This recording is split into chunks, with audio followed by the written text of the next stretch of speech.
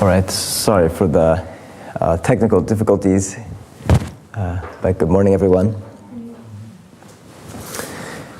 Yeah, if anybody was trying to watch, it was kind of amusing. I mean, it would be annoying if you were trying to listen, but it's sort of amusing in looking back on it, because it's just this continuous loud cowbell noise, completely drowning out the lecture.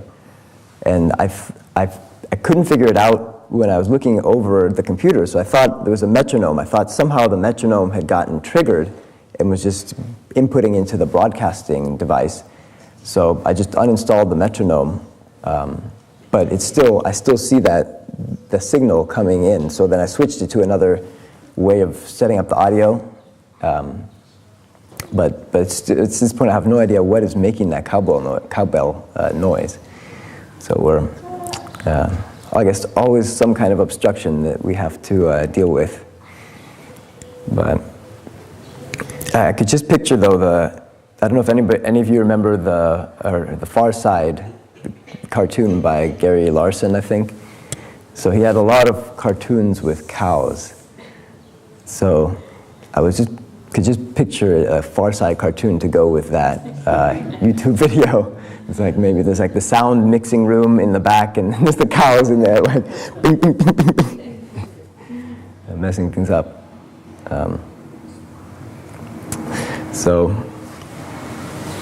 Well, today, I guess we have to get back to Chan meditation here.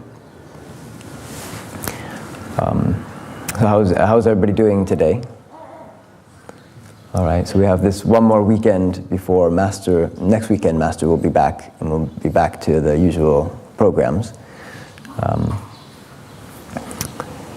But today I was trying to think about a few different things to talk about, and then in the end I couldn't really decide, so I figured I'd just also try to respond to you all and see what seems appropriate to the people who show up.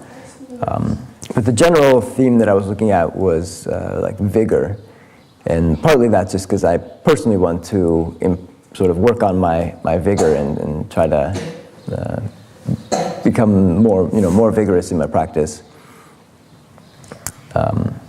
Vigor is one of the 6 paramitas, which are these 6 main practices of the bodhisattvas that we really emphasize in Mahayana. So just to mention them, I guess the 6 paramitas are giving is the first paramita, then precepts or morality is the second paramita. The third paramita is, I don't have my notes, so to make sure I get the order correct. It's the third one, vigor, is that correct? Do you remember, Venerable Center?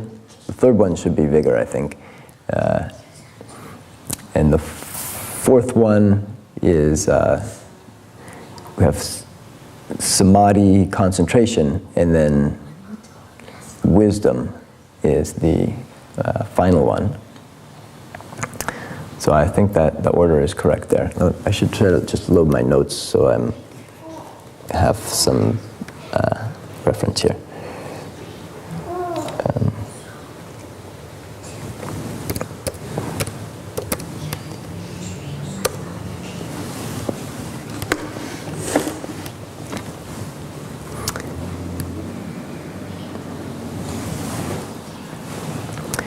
But it can be challenging to maintain that vigor in our practice, especially when we see the examples of some of these great masters, or we look at Shakyamuni Buddha's life story and see, how vigorously they cultivated to attain enlightenment, and it can be quite daunting. Let me see. Actually, Venerable Center. Would you be able to translate into? Do you want to translate into Vietnamese? Are there any? No Vietnamese. Okay. I guess we'll just do. I guess everybody should be speaking English today. So hopefully. So the thing about the vigor is that, we can't just be vigorous in bursts. You can be vigorous for a short period of time, but then if you slack off, and then, if you're on and off with it, it's not going to be sufficient. We've got to be, persistent and continuously vigorous. It's sort of like you're trying to light a fire, right? Just using the old-fashioned method where you just rub the stick and generate enough heat so that you create some sparks and you can start a fire that way. So, you have to keep at that effort so that the heat builds up.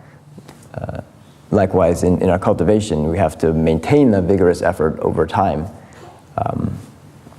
If we're just vigorous, for one day, then the next day we slack off and we're lazy, and then, vigorous again, it's the same thing. You're going to lose ground. You're not going to kind of build up that kind of intensity and energy that it takes to make real progress.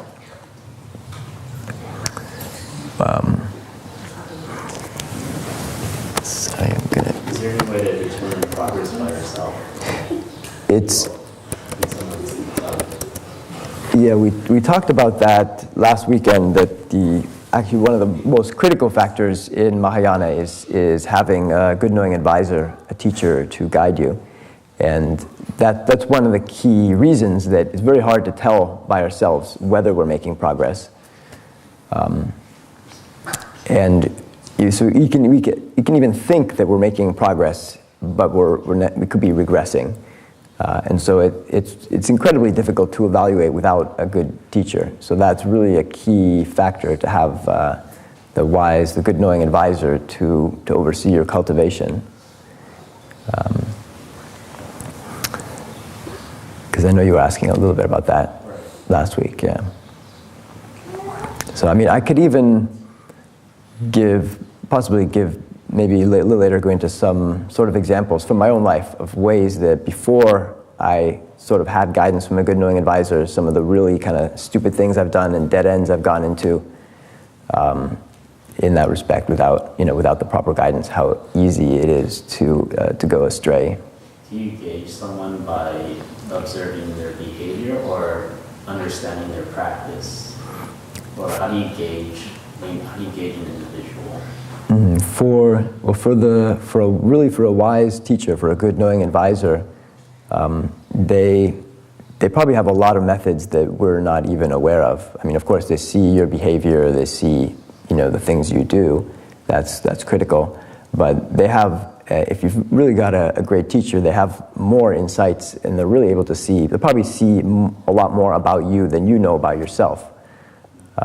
For instance, at certain levels in cultivation, you can start to see, this is not from personal experience, but what the texts say, you can know about your own past lives, and you can know about other people's past lives.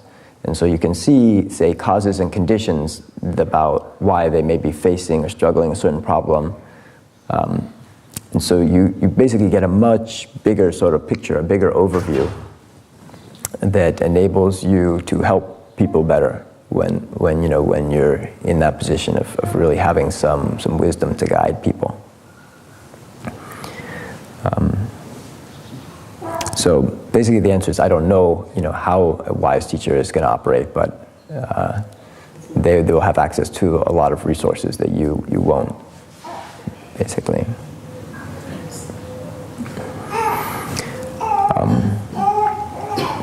So the other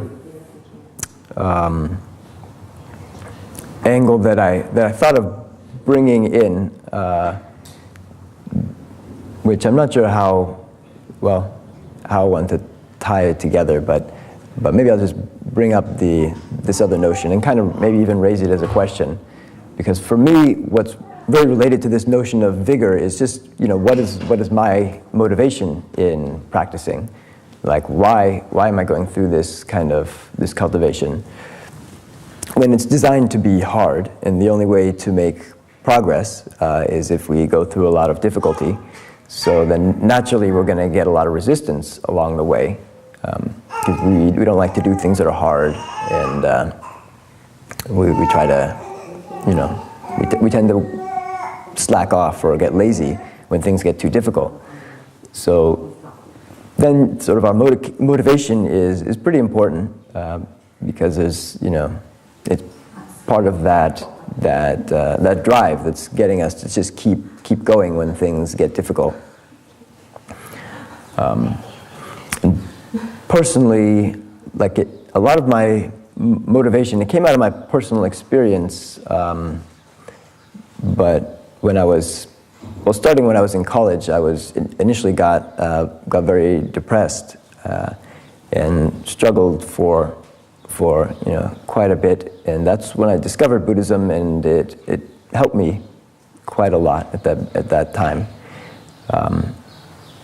And then at the same time as I started to find some relief or some improvement through the practice of meditation, then I also would start to see more of the suffering around me, the problems in the world, or the suffering that people around me would deal with, and then having the notion of wanting to help, wanting to do something constructive to help others. And so these days, it's in some sense even more extreme. If we look at the world, it's like there's a lot of chaos, and things seem to be getting more chaotic and more problematic.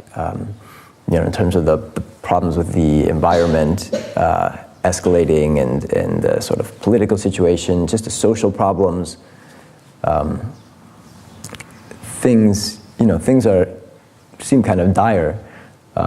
So for me, looking out and seeing that, I try to turn that into part of my motivation, as part of my reason of why I'm cultivating, is that I do want to do something to help. But it becomes pretty daunting if you look at these massive problems that the world is facing. So the approach that we really have in Chan is that we're not trying to go out and save people and convert others, but our way of helping is fundamentally to look at ourselves and try to improve ourselves, and realize that that's actually the best thing that we can do for others, that we can do for our family, our friends, people around us, or even for the world at large. That just taking those incremental steps to actually make ourselves a better person, improve our samadhi power, is one of the key tools that Chan gives us. So you improve our mental strength, and we gradually can make some progress. And those sort of ways of improving ourselves will, in the long run, allow us to be of some benefit to others in sort of different ways. Can you elaborate on improving samadhi power? Yeah, that's one of really the core of our Chan meditation practice. That samadhi is this term which it means concentration, and that as we learn to sit and meditate longer, especially the way we're taught here to cross our legs in full lotus and just endure the pain and keep pushing our limit gradually more and more.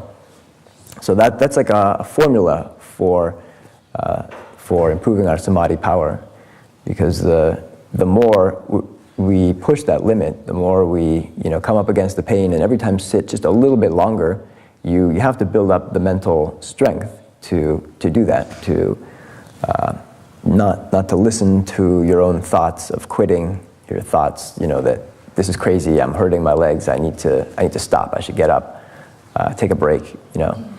As you don't listen to those thoughts, your mind is becoming stronger, right? Because you just say, no, I'm going to sit here.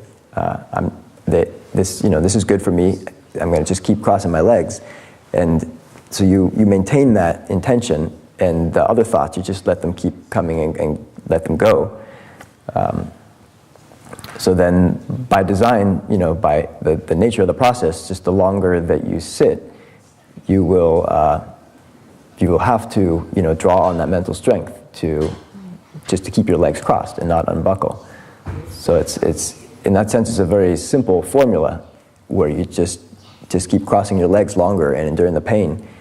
But That way you have like a clear benchmark, a clear sort of sense of how you're making progress, because you can keep track of how long you're sitting, and you can just keep every day sitting a little bit longer. So it's really like one of the secrets of the Chan school that we're not going to find in most other forms of meditation, especially in the West. They really don't emphasize like sitting in full lotus and just learning to endure the pain more and more and really push your limit. That's not a lot of teachers want to say that, because it's not, most students don't want to hear it. So teachers are afraid to lose the students if they say something like that, because it tends to drive people away, because people don't want to face the pain and to go through that kind of difficulty that it takes. So that's why that makes our style of practice a little bit different. We're not too worried about getting a lot of people to come here, and so there's plenty of people that come and they just stay a little bit and then they leave because it's not for them, and that's quite fine. But the way our master teaches, he prefers to use these methods that have been taught in the Chan school and to preserve them and teach them in the most authentic way that we can, and just encourage people to go through these kind of pain barriers.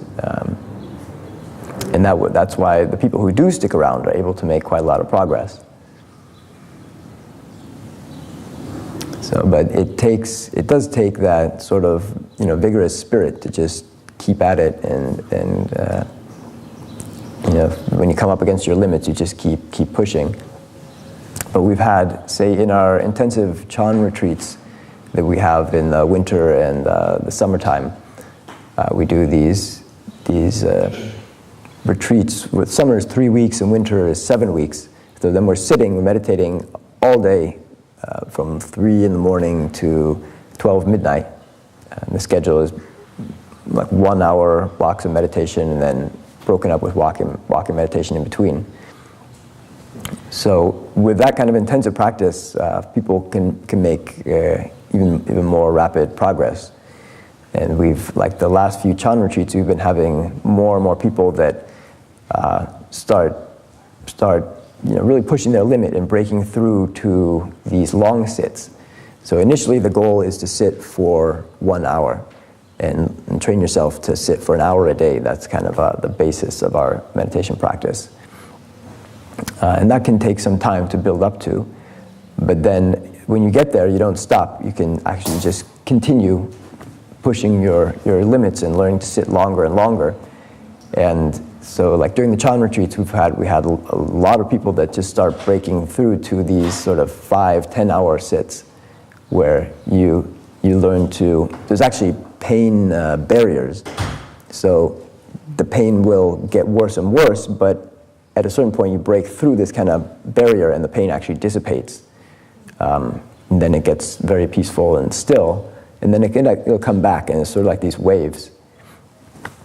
But you can learn to build up your practice so you start to break through these, and then it becomes possible to do the really long sits. What is it that you rely on or focus on to go through those waves? Yeah, it's in some sense it's like you have to find your own way to make it through. There's methods, and the basic method of our meditation is, like, say we recite the Buddha's name and focus on our navel and just focus. And if you can really do that and intensely focus on the Buddha's name to the point where you start to forget about everything else, you don't feel the pain so much, you can make it through. But realistically, in a lot of cases, the pain just becomes overwhelming, so you can't focus very well on anything else, and all you're aware of is the leg pain. And in that case, the way that our master teaches us, you can do anything to help you, so you just don't unbuckle. That's your number one priority at that point.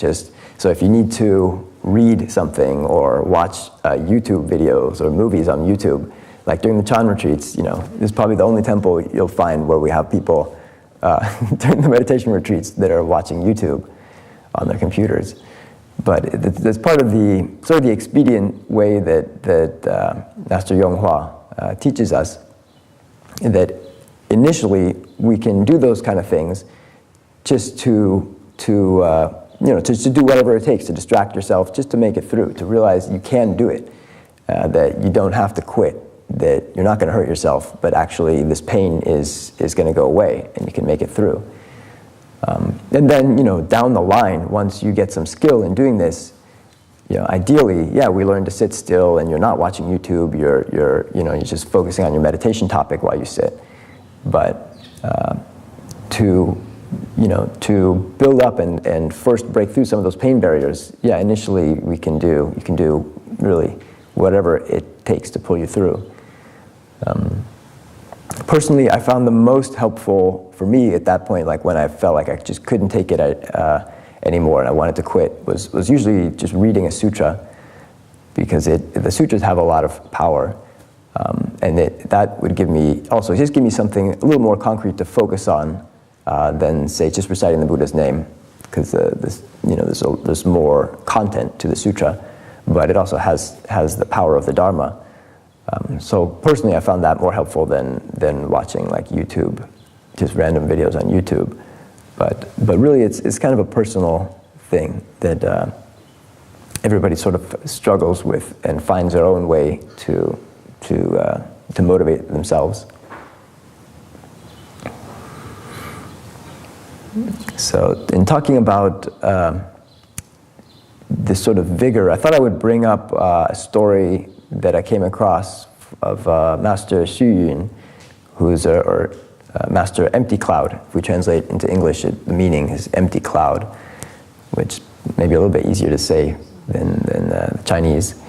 So Master Empty Cloud is our teacher is Master YongHua, and his teacher is the Great Master Hsu Yun. So his picture, Great Master Hsu Yun, is on the altar here, also in the back of the room on the right side.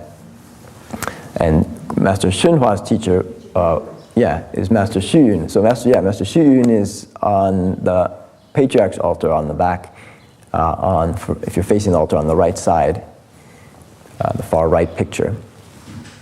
So his story, I was just gonna briefly bring up his enlightenment story when he attained enlightenment. But actually, a lot of his life story, Great Master Hsu Yun, was very familiar with it and made wrote it out and wrote a lot about Great Master Hsu Yun's life. So his actual point when he reached enlightenment, I believe he was in his 50s. So he became a monk at about age 19 when he was quite young. So he was cultivating for over 30 years of vigorous practice before he was able to reach enlightenment. So it is not at all an easy thing to do.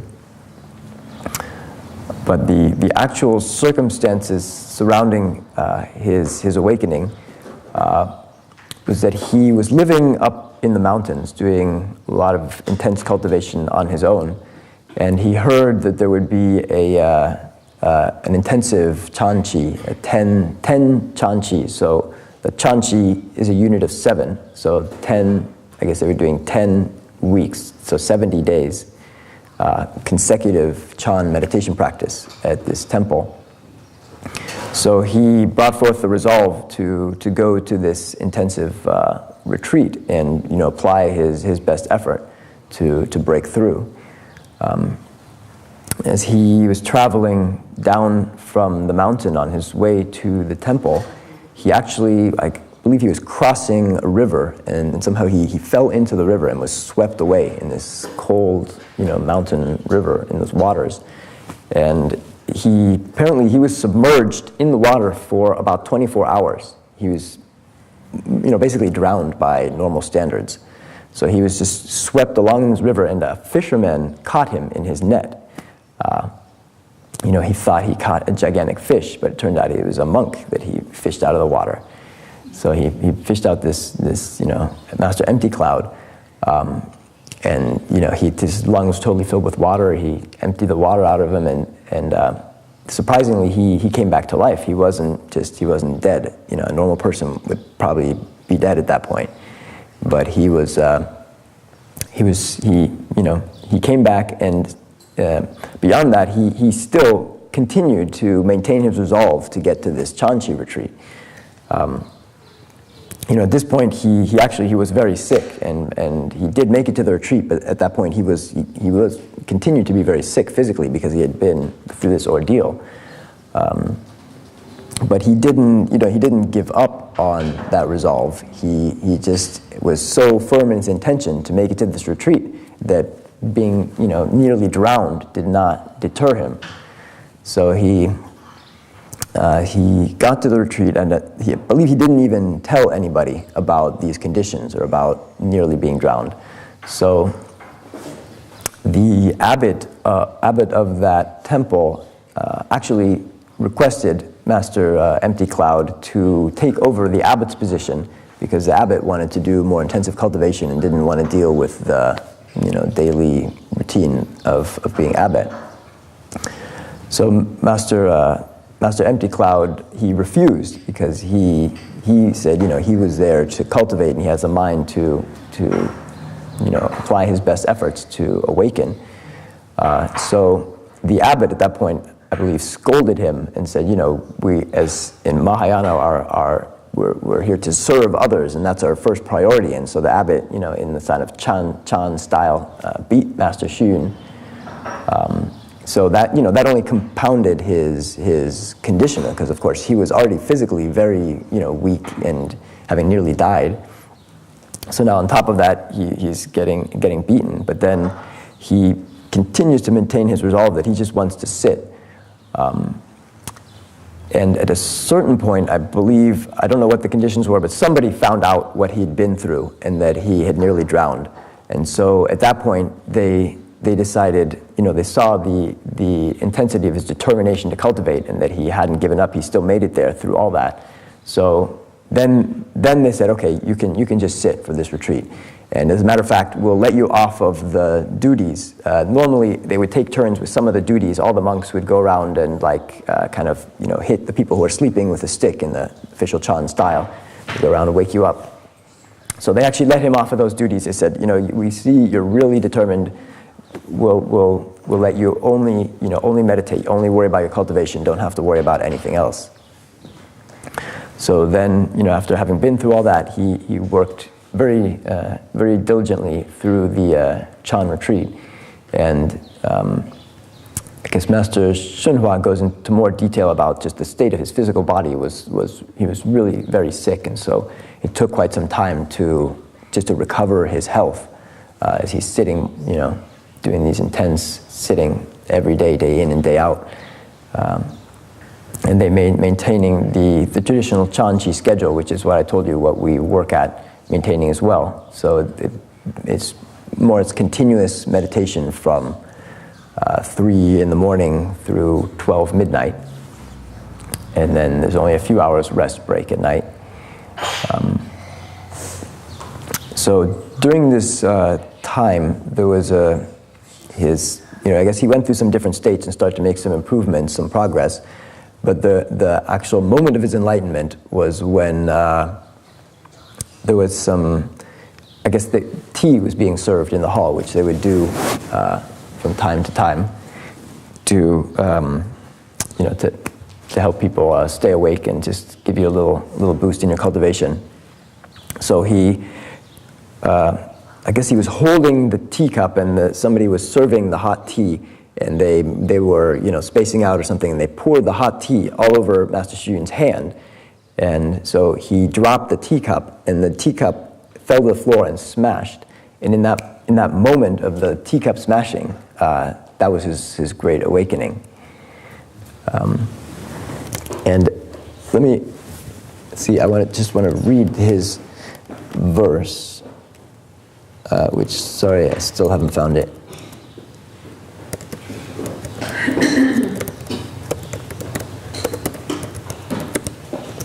See if I can just find this verse real quick.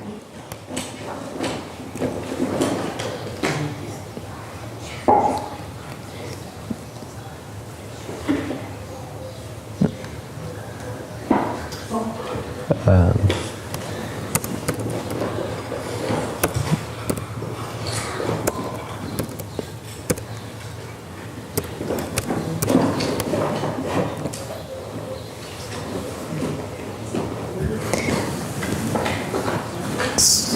this is a tradition in Chan that when the masters have a great enlightenment experience, they'll often write a verse about their experience. So let me see if I can find it. So this was the moment again when that teacup dropped, this is what Master Empty Cloud writes about his enlightenment. He says, just a short verse, the cup crashed to the floor with a sound crisp and clear. Empty space broke apart, and the mad mind immediately came to a halt. So in that moment of the cup breaking, it was just, of course it wasn't just that, it was all the conditions, all his hard work, but that was the point where it just happened. And his emphasis, he says, is that it's the mad mind immediately came to a stop, which is, brings up again the core of what we're doing in Chan practice, is trying to end all this false thinking, and that if we can put an end to this barrage of false thoughts that's going through our mind, that itself is enlightenment, and then we'll be able to see clearly. But Master Empty Cloud's experience just shows how difficult that is, that he had to cultivate for 30 years of intensive cultivation as a monk. And then he went through, this is the ordeal he went through to go to this 10 session chanchi, really facing death, nearly dying, and putting in that kind of intensive effort.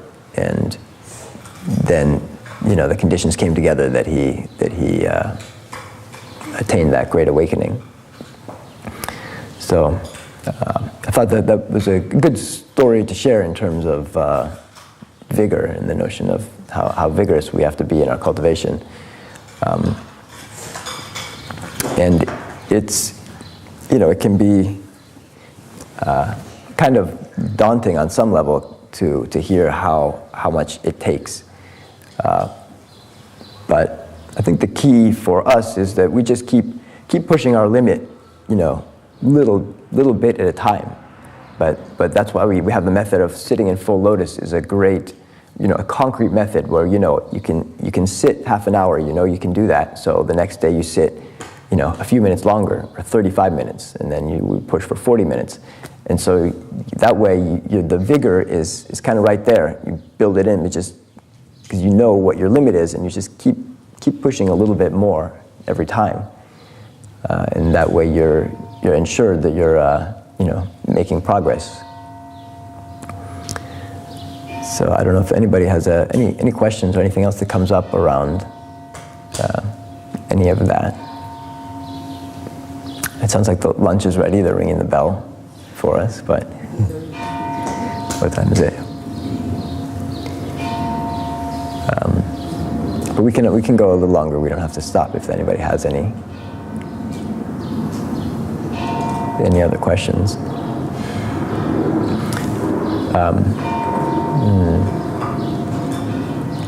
Yes, Jim.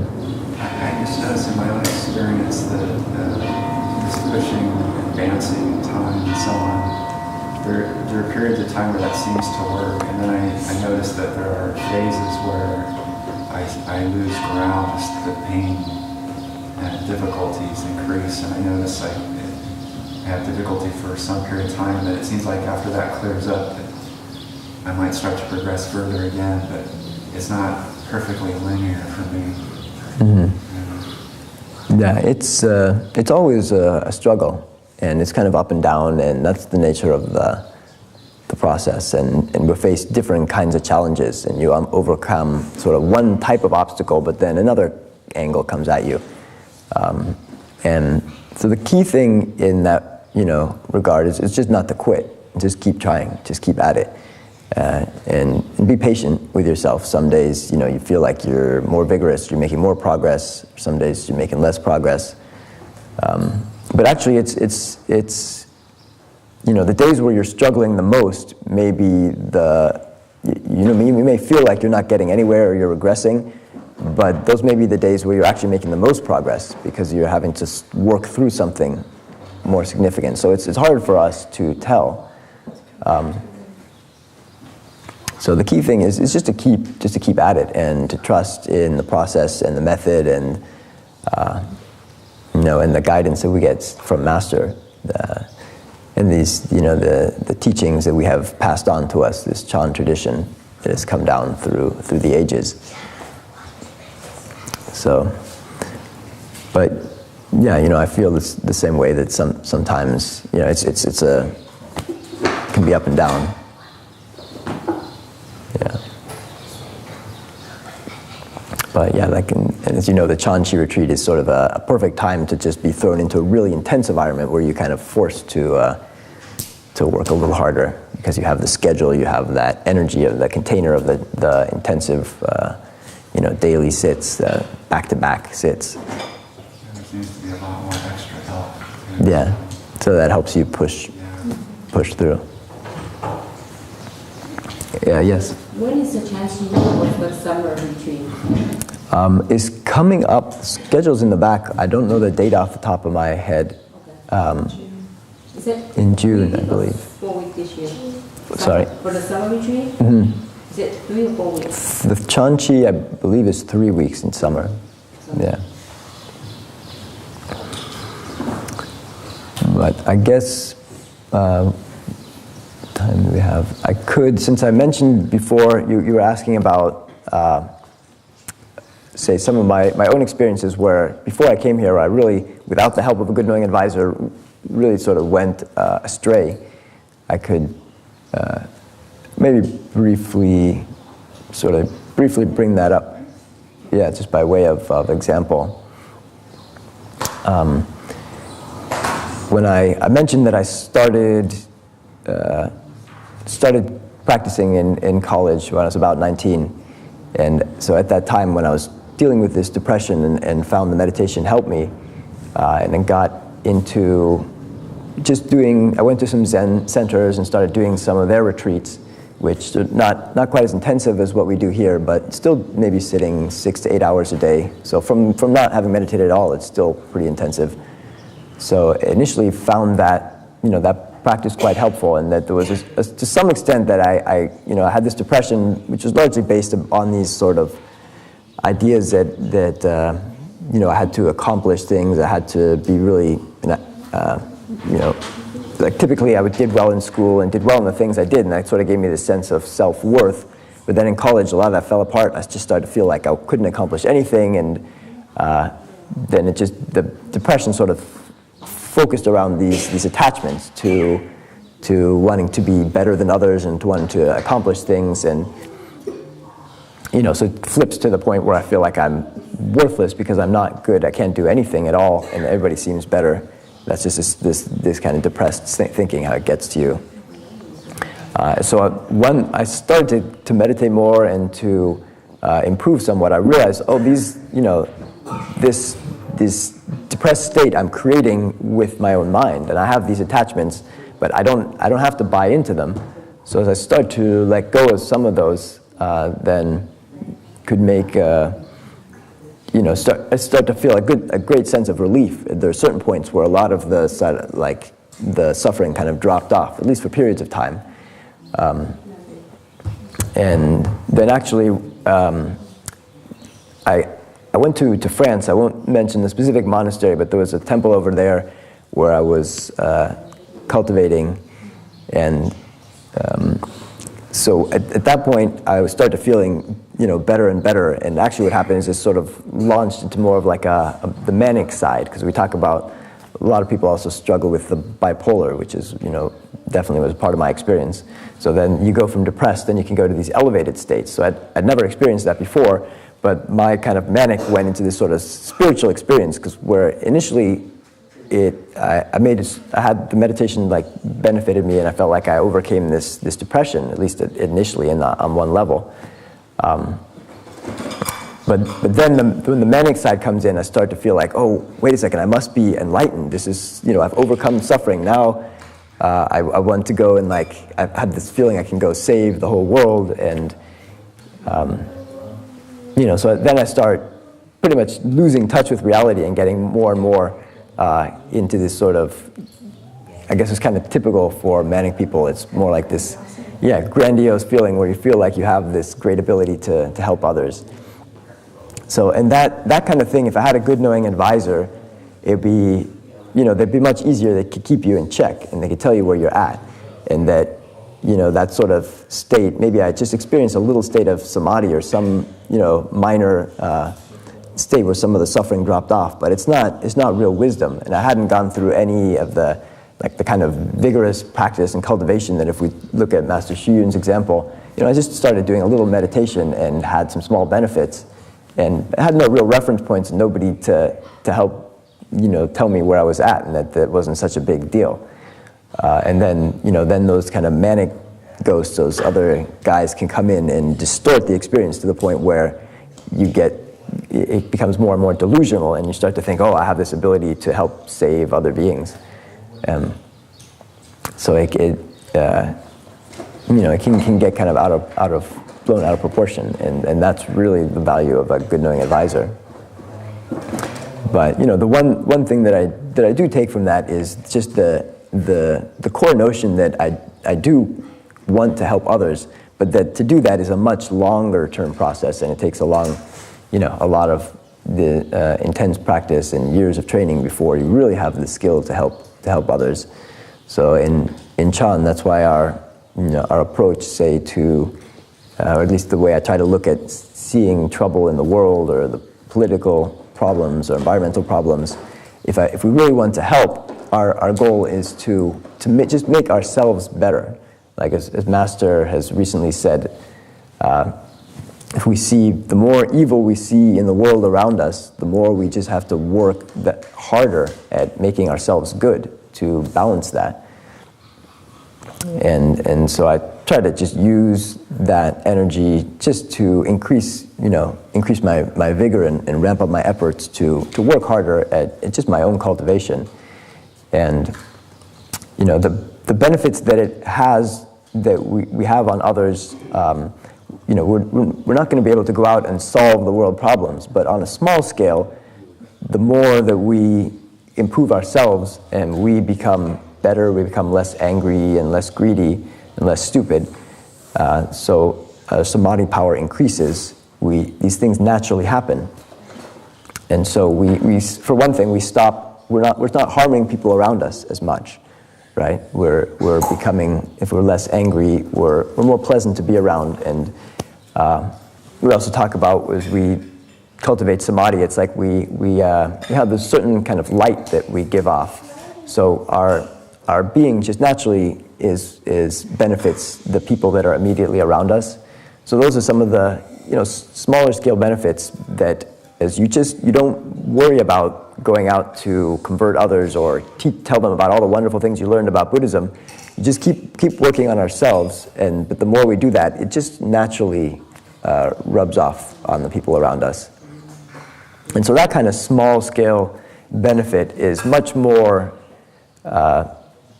much more beneficial in the long run than like when I was 19 and I thought, oh, I can save the whole world and have all these grand schemes, but it doesn't go anywhere.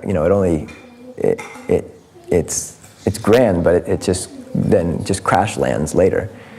So much better to have a real solid foundation and build the steps for really helping people.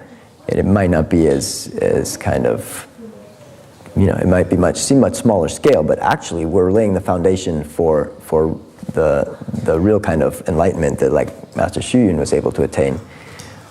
Even if we don't get there in this lifetime, even if it's future lifetimes, at least we're really headed in the right direction.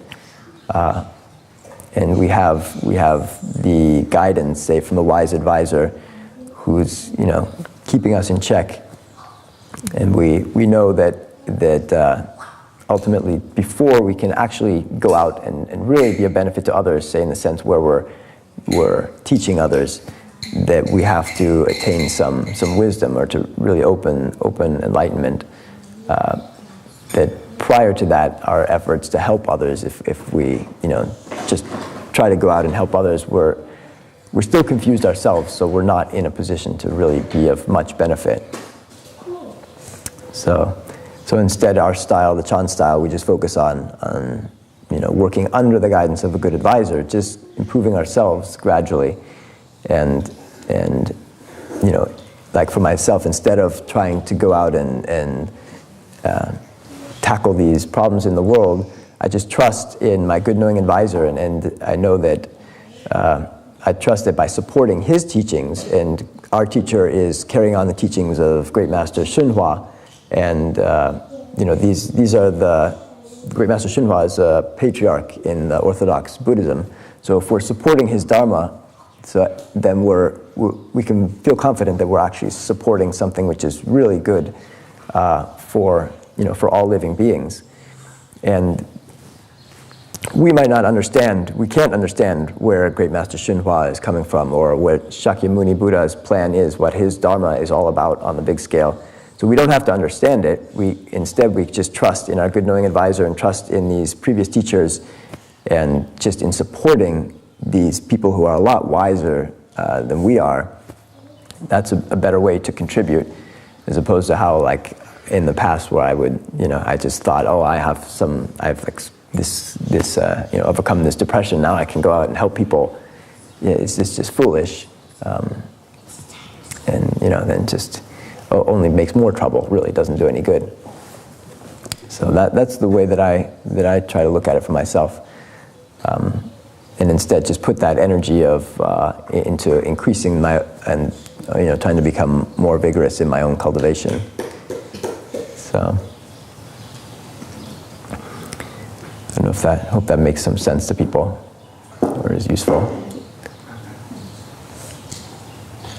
But yeah, if we don't have any other questions, then I guess we can go to lunch, which I think is ready at this point. So good. Okay. Thank you for coming. Thank you.